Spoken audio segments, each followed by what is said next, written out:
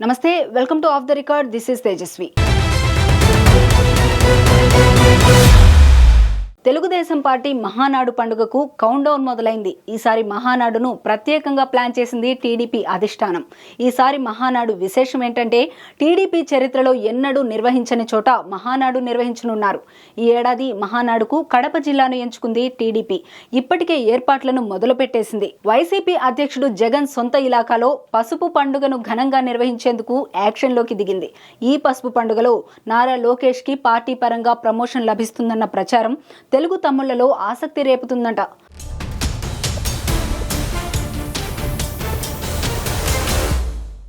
జగన్ ఇలాకా కడప జిల్లాలో పసుపు దళం పార్టీ పండుగ చేసుకోనుండటం హాట్ టాపిక్ గా మారింది. కడపలో టీడీపీ మహానాడు 3 రోజుల పాటు నిర్వహించడానికి నిర్ణయించింది. 2024 అధికారంలోకి వచ్చిన తర్వాత జరగనున్న తొలి మహానాడుకు కడప వేదిక అవ్వడంతో జిల్లా తెలుగు తమ్ముళ్లలో ఉత్సాహం ఉరకలేస్తోంది. ఈ నెల 27 నుంచి 3 రోజుల పాటు అంగరంగ వైభవంగా మహానాడు నిర్వహించేందుకు ప్లాన్ చేయడంతో పెద్ద ఎత్తున ఏర్పాట్లకు రంగం సిద్ధమవుతోంది.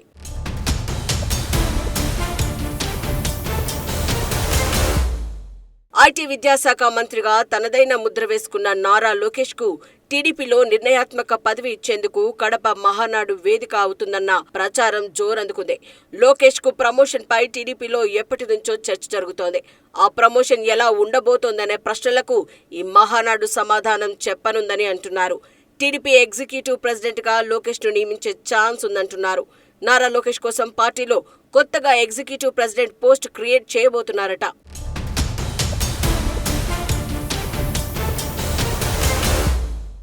ఇకపై ఒక నేతకు ఒకే పదవి 2 సార్లు మాత్రమే ఇవ్వాలనుకుంటున్నారట. పార్టీ జాతీయ ప్రధాన కార్యదర్శి పదవిని వదులుకుంటానని లోకేష్ చెప్పినట్లుగా టాక్ నడుస్తోంది.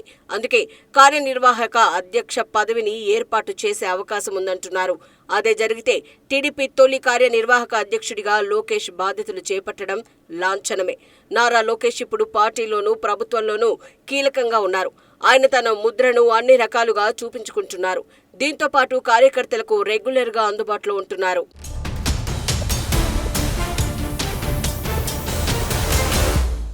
నారా లోకేష్ యూత్ కు కనెక్ట్ అవుతూ ఉండటంతో ఆయన ఇమేజ్ ను మరింత పార్టీ పరంగా పెంచాలన్న ఆలోచనలో పార్టీ సీనియర్లు ఉన్నారట. పోలిట్ బ్యూరోతో పాటు పార్టీలోనూ యువతకు ప్రాధాన్యం ఇవ్వాలని భావిస్తున్నారు. ఈ క్రమంలోనే మంత్రి లోకేష్ ను మరింత ఎలివేట్ చేయడానికి ఈ కొత్త పోస్ట్ అంటున్నారు. మొన్నటి వరకు లోకేష్ కు డిప్యూటీ సీఎం పదవి ఇవ్వాలని పార్టీలోనే డిమాండ్లు బాగా వినిపించాయి. అయితే ఆ టాపిక్ పై మాట్లాడొద్దని సీఎం చంద్రబాబు స్వయంగా పార్టీ నేతలకు ఆదేశించారు.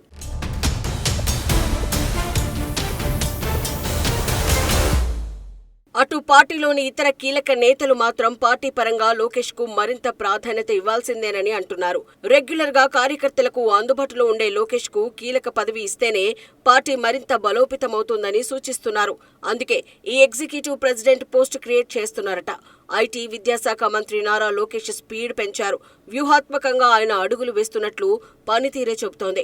ప్రధానంగా విద్యావంతుల్ని ఆకర్షించడం ద్వారా వాళ్ల కుటుంబాల్ని రాజకీయంగా తమ వైపు తిప్పుకునే ప్రయత్నం చేస్తున్నారు.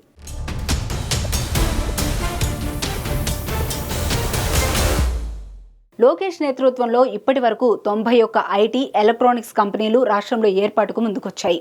91,839 కోట్ల పెట్టుబడులు, 1,41,407 ఉద్యోగాలు ఇచ్చేందుకు సిద్ధమయ్యాయి. రాబోయే 5 ఏళ్లలో ఐటీ ఎలక్ట్రానిక్స్ రంగాల్లో 5 లక్షల ఉద్యోగాల కల్పన దిశగా లోకేష్ కృషి చేస్తున్నారు. సో అటు పార్టీ ఇటు ప్రభుత్వం రెండింట్లోనూ తనదైన ముద్ర వేసుకుంటున్న లోకేష్ ను పార్టీ పరంగా మరింత నిర్ణయాత్మక శక్తిగా మార్చడానికి ఈ ఎగ్జిక్యూటివ్ ప్రెసిడెంట్ పోస్టు దోహదపడుతుందని ఈ కీలక నిర్ణయం తీసుకుంటున్నారట. మరి చూడాలి కడప మహానాడులో ఎలాంటి కీలక నిర్ణయాలు ప్రకటిస్తారో.